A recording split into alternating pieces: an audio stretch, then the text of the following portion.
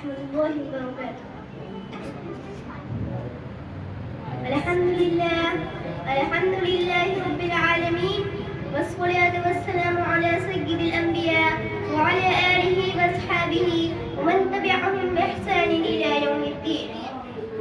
أما بعد، سامعین و سامعات، یہ میرے لیے بڑی سعادت و خوش نصیبی کا مقام ہے کہ آج اس بزم میں تحریک آزادی میں علماء دیوبند کا کردار کے موضوع پر لب کشائی کی جرات کر رہی ہوں.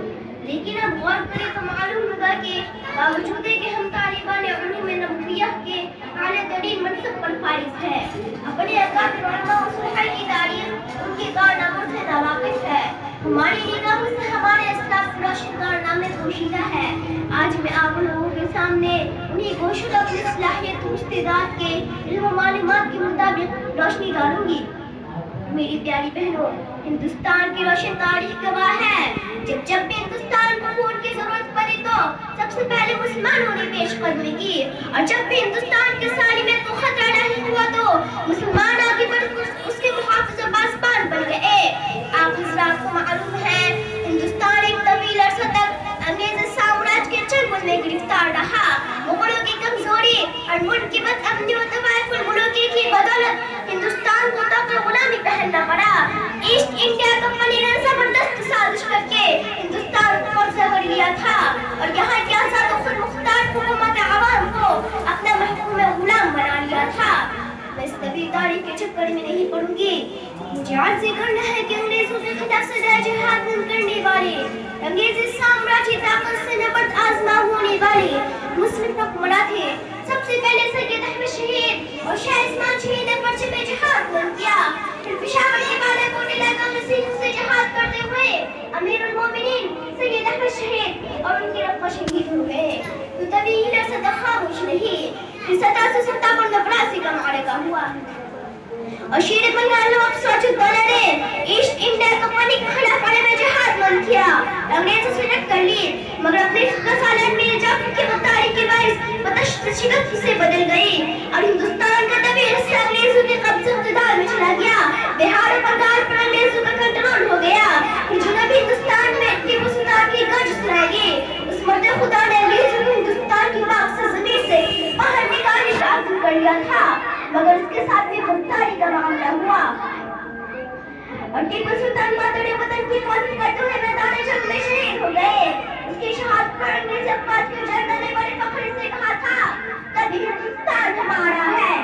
میری پیاری بہنوں، ٹیپو سلطان کی شہادت نے ہندوستان کی آزادی پر سیاہی پھیر دی. پھر آزادی کے متوالے پرچم میں فریت بلند کرتے رہے. نواب قطب علی شاہ کی گرفتاری کے بعد بیگم حضرت محمد حمد اللہ شاہ ابدالی جھانسی کی رانی نے انگریزوں کے سامنے سر جھکانے کے بجائے اور آزادی کا سودا کرنے کے بجائے دیش کے آزاد حریتوں پر قربان ہونا گوارا کیا. تاریخ ان شخصیات کو یاد رکھا. میری پیاری بہنوں، تاریخ طویل ہے، وقت کم ہے، لیکن آزادی وطن کے مجاہدین کی قربانی کا تذکرہ ضروری سمجھتی ہوں. تاریخ گواہ ہے 1857 کے انقلاب برپا کرنے میں علماء کی تحریک شامل ہے. اس تحریک میں جن مرد علماء نے شرکت کی اور حریت کا جھنڈا بلند کیا، ان میں مولانا قاسم نانواتوی، مولانا مخلوق علی دیوبندی، حافظ ضامن صاحب، مولانا محمد جعفر تھانی سری اور دوسرے بڑے علماء تھے. یہ حالات کے پیش نظر 1866 میں حافظ عابد حسین صاحب، مولانا محمد قاسم نانواتوی صاحب، حالات کے پیش نظر 1866 میں حافظ عابد حسین صاحب، مولانا محمد قاسم نانواتوی صاحب، حضرت مہاجر مکی رحمۃ اللہ علیہ کے ذریعہ دارالعلوم دیوبند کا قیام عمل میں آیا، جس کا مقصد ایک طرف ہندوستان میں شمع دین کو روشن کرنا تھا اور دوسری طرف انگریزوں کے خلاف مجاہدین کو پتہ کرنا تھا. اسے دارالعلوم دیوبند کے سب سے پہلے طالب علم مولانا محمود الحسن دیوبندی، جن کو شیخ الہند کے نام سے بھی جانا جاتا ہے، انہوں نے ریشمہ امان میں سب سے بڑی تحریک چلائی. شیخ الہند نے ہی جمیعۃ الانصار کے نام سے جماعت قائم کی، جس کے ناظم مولانا عبید اللہ سندھی تھے، اور شیخ الہند نے ہی اجلاوۃ الحکومت بھی بنائی تھی، جس کے وزیر اعظم علامہ سندھی تھے اور راجہ مہند پرتاپ سنگھ اس کے صدر تھے.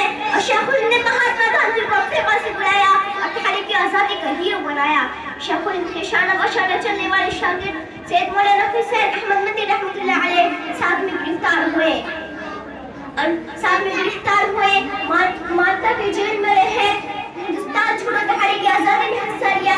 مولانا شبیر احمد عثمانی، مولانا حسن الرحمان سے بہار کی، مولانا محمد میاں صاحب، مولانا حبیب